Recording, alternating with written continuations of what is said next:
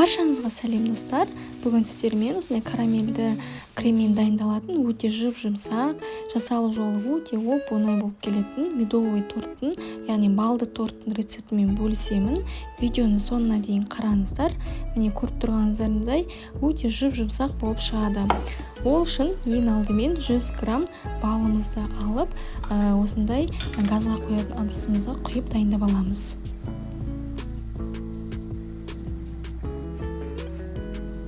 Оның үстіне 150 граммдай қантты салып, екеуін араластырып, газ отымызға қоямыз. Екеуі бірігіп, қантымыз еруі тиіс. Міне осылай қайнап еріді. Енді одан кейін 1 шай қасықтай ас содасын салып, барлығын жақсылап венчикпен үздіксіз араластыра отырамыз. Сода салғаннан кейін міне осындай реакция пайда болады. Газдың оты орташа болуы тиіс. Міне осылай үздіксіз араластыра отырып, осылай карамельді түске, қоңырқай түске енгенше араластырамыз.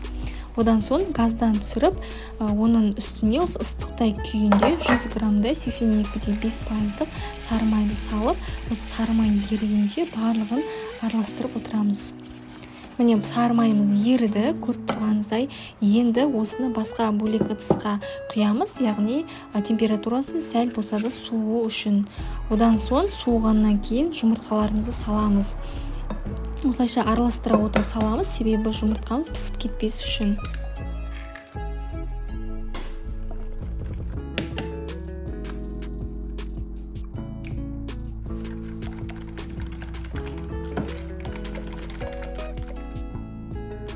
Енді одан соң алдын ала 400 немесе 410 граммдай ұнымызды електен өткізіп дайындап аламыз. Соны аз-аздан сала отырып, осындай жұмсақ, қолға жабысатындай қамыр елеп шығамыз.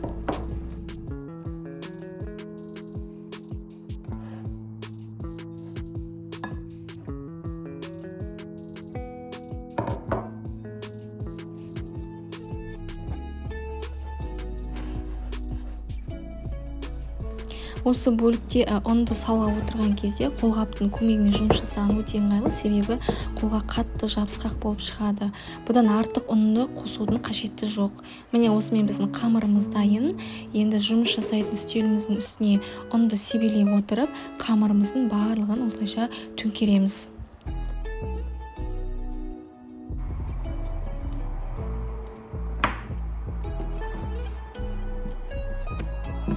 Міне осылайша дайын шыққан қамырымызды бөліктерге бөлеміз. Мен 9 бөлікке бөлдім. Сіздер қалауларыңызша бөлсеңіздер болады. 9 бөліктен 24 сантиметрлік, яғни диаметрі 24 сантиметрлік формада шығатын мен тортты дайындап шығамын.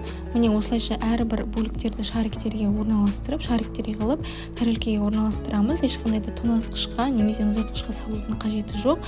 Бірден бір қамырды алып, елеп дайындай береміз. Тек бір бөлігін ғана алып қалып, қалғанын бетін жауып, себебі күйіп кетпес үшін тек бір бөлігін алып, сонымен жұмыс жасаймыз. Пергамент қағазына осылайша ұнды себелей отырып, біздің қамырымызды жайып шығамыз. Өте қатты жұқа қылып жаямыз. 24 сантиметрлік диаметрі міне осындай болып келетін. Мен ыдысты пайдаландым. Қызып тұрған 160 градус пеште 4-5 минут аралығында пісіріп алып шығамыз. Піскен бойда өте жып-жұмсақ болып шығады біздің қамырымыз. Енді осыны дайындап алған біздің формамыздың көмегімен барлық артық жерлерін кесіп тастаймыз. Ыстық күйінде кескен ыңғайлы, себебі піскеннен қатты суып кеткеннен кейін біздің қамырымыз қатты болып шығады, яғни өзінің жұмсақтығын жоғалтады.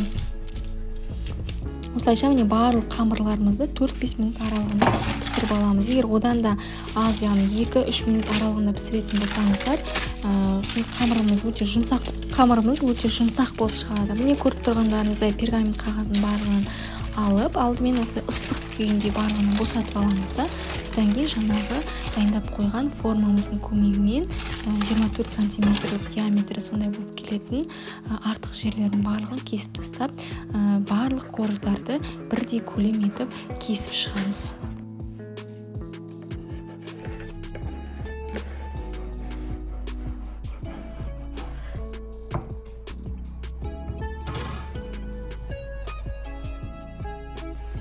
Міне біздің барлық қамырларымыз дайын. Көріп тұрғандарыңыз әлі де жұмсақ.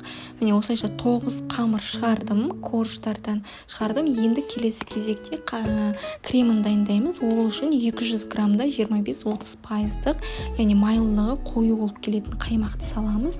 Оның үстіне 200 грамдай варенканы саламыз, яғни қоюландырылған сүтті, сгущенный молоконы. Осының барлығын миксердің көмегімен бір келкі болғанша шайқап аламыз. Одан соң оның үстіне салқындатылған клейгей 33 немесе 35% қоюлығы, майлылығы осындай болып келетін клейгейден 300 мл-дей құйып, барлығын жақсылап шайқап аламыз. Міне креміміздің осындай консистенциясы осындай болып шығады, яғни қатты сұйық емес, қою да емес. Осылайша креміміз де дайын. Енді тортты жинауға көшеміз. Әрбір коржды алып, үстінен 2 немесе 3 ас қасықтай кремді жағып, бір келкі етіп, біріне бірін орналастырып, осылайша тортты жинап шығамыз. Және де достар, менің каналыма тіркелуді ұмытпаңыздар. Қазақша контентті каналдың дамуына өз үлестеріңізді қосыңыздар. Менің каналымда рецепттеріме, видеоларыма барлығына лайк басып, комментарий жазып, жаңа видео келген кезде көру үшін қоңыраушаны басып қойыңыздар. Менің арнамда бұдан да өзге тағамдардың рецепттері бар. Міне осылайша торттың барлығын жинап шықты. Көріп тұрғандарыңызда теп-тегіс болып жиналды. Енді кремімізді тағы да бір тегіс етіп жайып шығамыз. Мен осындай лопатканы пайдаландым. Барлығын жағып, кремнің барлығын жанына да, төбесіне де барлығына жағып шығамыз. Одан соң жаңағы қалған бөліктерді, қамырымыздың, міне піскен корждың қалған бөліктерін барлығын ұнтатып, мен оқтаудың көмегімен ұнтаттым. Жанына және төбесіне осы үгінділердің барлығын бетіне қойып шығамыз.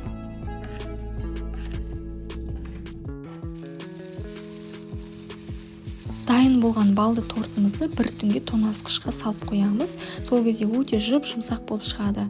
Міне көріп тұрғандарыңызда бір түннен алып шықтым. Тортымыз дайын. Шай қойып, осы тортпен шай ішсеңіздер болады. Міне көріп тұрғандарыңызда пышақтың өзі өте жұмсақ болып кесіліп жатыр. Крем мен коржы өте жақсы сіңген. Сіздер де дайындап көріңіздер. Осы рецептпен сіздерге ұнайтынына сенімдімін. Барлықтарыңызға ас болсын.